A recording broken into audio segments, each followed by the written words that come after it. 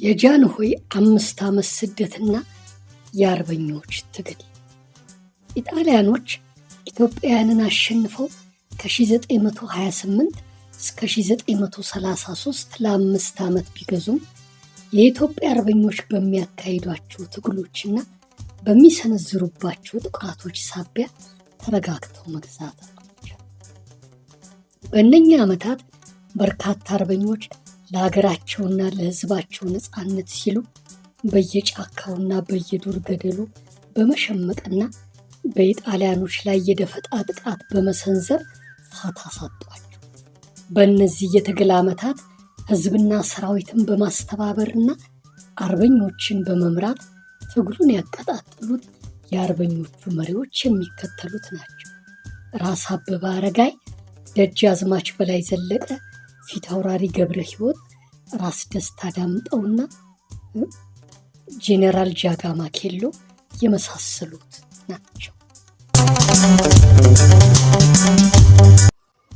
የአቡነ ጴጥሮስ መያዝና መገደል። አቡነ ጴጥሮስ ከአርበኞች ጋር እየተፋለሙ እንዳለ በ1930 በጣሊያን ወታደሮች ተማረኩና ተይዘው አዲስ አበባ መጡ። ከመጡም በኋላ ጣሊያናዊ ጄኔራል ግራዚያኒ ለኢጣሊያ መንግስት እንዲገዙ ሲጠይቃቸው አሻፈረኝ በማለታቸውና ይባስ ብለውም የኢትዮጵያውያንን አርበኞች ትግል በማበረታታቸው ጄኔራል ግራዚያኒ በንዴት ጦፎ በሰጠው ትዕዛዝ በሐምሌ 22 ቀን 1928 ከጊዮርጊስ ቤተክርስቲያን ጀርባ የማስታወቂያ ሚኒስቴር ቢሮ ያለበት ቦታ ላይ በጣሊያን ወታደሮች በመትረየስ ተደብድበው ተገደሉ። በተገደሉበት ቦታ ላይ የመታሰቢያ ሐውልታቸው ይገኛል። የካቲት 12ቱ እልቂት። የካቲት 12 ቀን 1929 ዓ.ም ኢትዮጵያን እንዲያስተዳድር የተሾመው ጣሊያናዊ ጄኔራል ግራዚያኒ አዲስ አበባ 6 ኪሎ ገነተ ልዑል ቤተ መንግስት ወይም አሁን 6 ኪሎ ዩኒቨርሲቲ ቦታ ላይ የጣሊያውን ንጉስ የቪክቶር ኢማኑኤልን ልደት ለማክበርና በዛውም ለድሆች ምጽዋትን እሰጣለሁ ብሎ በዓል አዘጋጅቶ ህዝብ ተሰብስቦ እያለ አብርሃ ደቦጭና ሞገስ አስገዶም የተባሉ 2 ወጣቶች ቦምብ ወርውረው ጄኔራል ግራዚያኒን አቆሰሉት።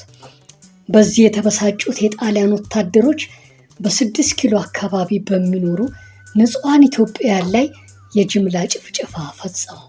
በጭፍጨፋውም ወደ 30,000 የሚደርሱ ኢትዮጵያውያን አለቁ። ቤተ ክርስቲያናት፣ መኖሪያ ቤቶችና ትምህርት ቤቶች ተቃጠሉ።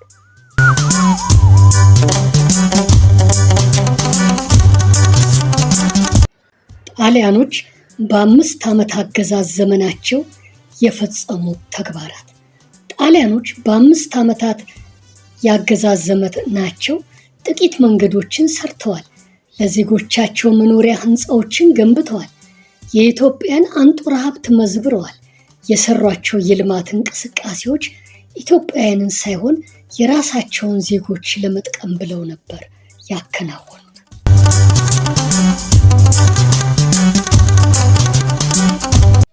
የእንግሊዞች ኢትዮጵያን ለመርዳት መወሰን። በ1939 እንደ አውሮፓውያን አቆጣጠር ሁለተኛው የዓለም ጦርነት ሲጀመር ጣሊያን የጀርመን አጋር ሆነች። ጀርመን፣ ጣሊያንና ጃፓን አክሲስ ፓወር የተባለ የጋራ ግንባር መሰረቱ። ሙሶሎኒ ከሂትለር ጋር ወዳጅ በመሆኑ የኢጣሊያ ጦር የእንግሊዝ ቅኝ ግዛቶችን ማጥቃት ጀመረ። በዚህ የተነሳ እንግሊዝ ኢትዮጵያን የምትረዳበት ምክንያት አገኘች። አፄ ኃይለ ሥላሴ በ1933 እንደ ኢትዮጵያ አቆጣጠር ከለንደን በመነሳት በአውሮፕላን ተሳፍረው ሱዳን ካርቱም ገቡ። በእንግሊዝ ድጋፍም ወደ ኢትዮጵያ ለመመለስ መሰናዳት ጀመሩ። በብሪታንያ ሰራዊትና በኢትዮጵያ ሰራዊት እየተረዱ በምዕራብ ኢትዮጵያ የሰፈረውን የኢጣሊያንን ጦር እየጠራረጉ በማስወገድ በሚያዝያ 23 ቀን 1933 በምዕራብ ጎጃም ኦሜድላ ደርሰው የኢትዮጵያን ሰንደቅ ዓላማ ሰቀሉ። በመቀጠልም በመጋቢት 28 ቀን 1933 ደብረ ማርቆስ ደርሰው የኢትዮጵያን ሰንደቅ ዓላማ ሰቀሉ። ጄኔራል ዊንጌትና ጄኔራል ሳንፎርድ የተባሉ የእንግሊዝ ጄኔራሎችም አብረዋቸው መጥተዋል። ነገር ግን እንግሊዞች አዲስ አበባ እንዳይገቡ ስላገዷቸው ለአንድ ወር ደብረ ማርቆስ ተቀመጡ።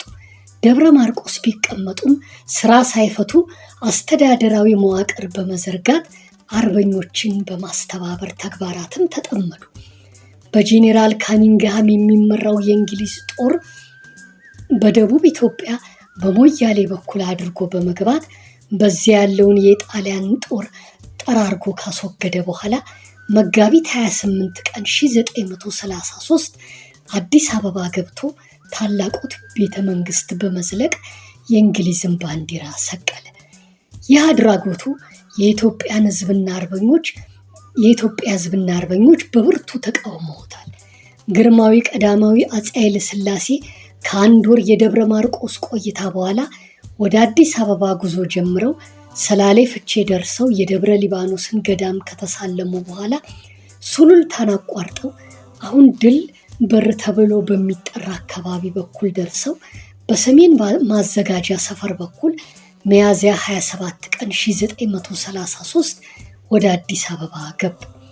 ህዝቡ በነቂስ ወጥቶ በሆታና በእልልታ እያለቀሰና የድል መዝሙር እየዘመረ ተቀበላቸው። እሳቸውም በዚህ ዕለት አዲስ አበባ ታላቁ ቤተ መንግስት ተገኝተው የእንግሊዝን ባንዲራ በማውረድ የኢትዮጵያን ባንዲራ ሰቀሉ።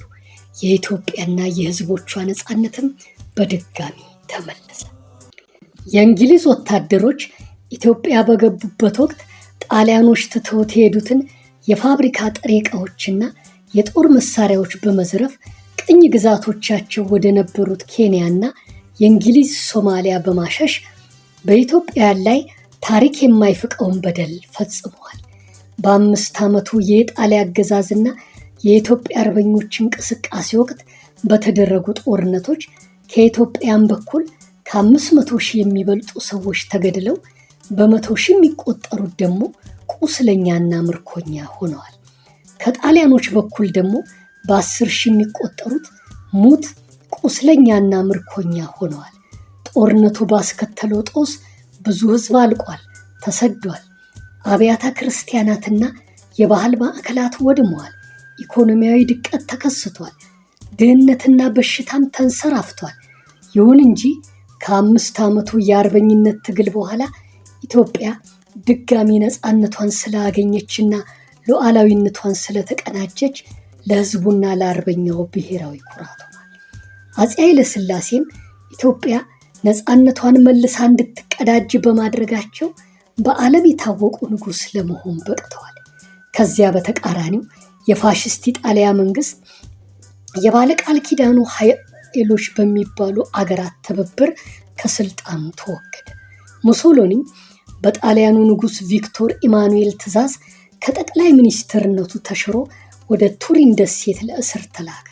በኋላም የጀርመን ኮማንዶዎች ከስራ አስመልጠውት ከፍቅረኛው ጋር በመኪና ለሽሽት እየተጓዘ ሳለ የፍተሻ ኬላ አካባቢ በተቃዋሚዎች ተይዞ እሱና ፍቅረኛው ተረሽነው ሞቱ።